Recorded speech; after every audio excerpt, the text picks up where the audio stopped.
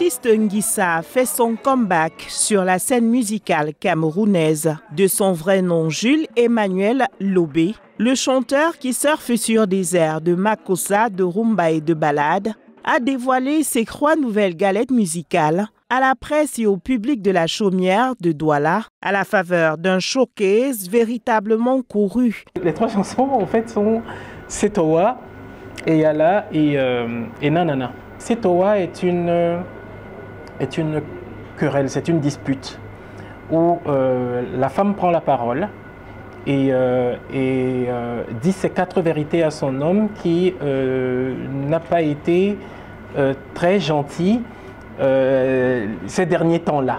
Et donc elle lui dit ses 4 vérités et c'est une chanson qui est qui est poignante parce qu'elle dit les souffrances qu'elle a endurées avec cet homme-là lors de cette dernière période. Et dans la chanson Eyala, ça veut dire le mot en Douala. Dans cette chanson-là, je parle d'une rupture, d'une séparation imminente. C'est quelqu'un qui va partir, qui veut quitter sa compagne.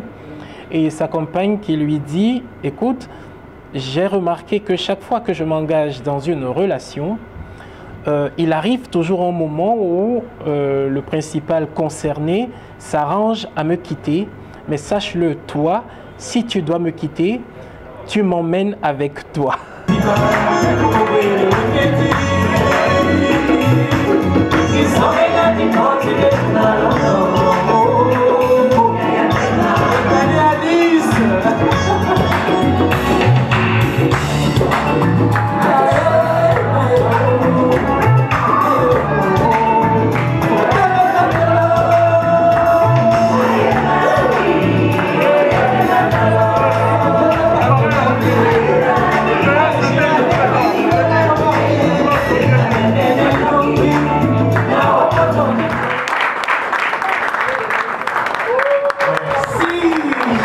Des thématiques aussi variées les unes que les autres pour l'amoureux de ses racines qui prône le retour aux sources. La reconnexion avec les racines, c'est quelque chose de très important. C'est ce qui fait d'ailleurs en sorte que j'ai toujours, si vous voulez, beaucoup d'émotions à partir d'ici. Les miens sont ici. Il y en a des vivants et il y a des morts. Pour moi, ça n'a jamais été quelque chose de facile, de simple, quand j'arrive ici, de repartir.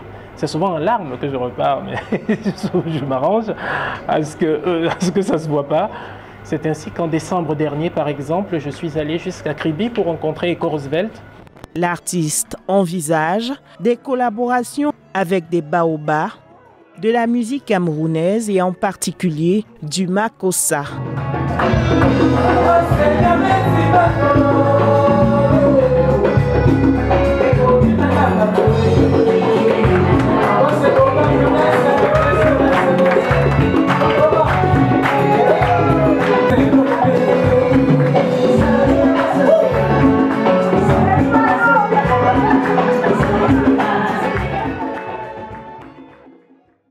Après le Cameroun, l'artiste Nguissa, qui rentre en France dans les semaines à venir, va effectuer une tournée en Europe et en Chine, où ses mélodies sont véritablement prisées.